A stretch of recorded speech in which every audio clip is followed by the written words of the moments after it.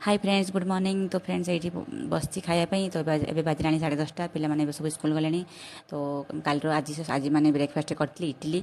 तो मो इडली न खाऊँ खाऊँ परोटा काल बासी परोटा रही है तो ताको तुरुड़ा आलू भजा लगे खाई दूची।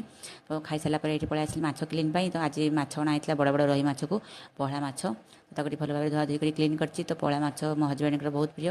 तो ताको छुई आंबुल देकी बेसर कली आ बड़ बड़ माछ को खाली सेमती ही फ्राए करदेली। तो खरा लंच ये बस पड़ू खायापी खरा लंच भात को माछ बेसर आउ माछ भजा। तो माछ सान माछ भजा गोटे आनी टेस्ट कली तो कुरकुरी माछ भजा बहुत टेस्ट होता। तो खाया पाखे आज डबल लटे लगे। तो मो सांग ये आनीदेले डालमा को आंबुल राई करते नियो खुशी मामा चाखियो बोली। तो टी टेस्ट कली तो आंबुल राईटा टी टेस्ट कली तो आंबुल राईटा बहुत भल लगे। तो जुसटा को लगे टी आंबुल लगे खाइली तो बहुत बढ़िया लगे आंबुल राईटा। तो आज वीडियो फ्रेंड्स ये एंड कर वीडियो भल लगे लाइक शेयर एंड कमेंट करेंगे। आम चैनल टी फॉलो करदे रोचे।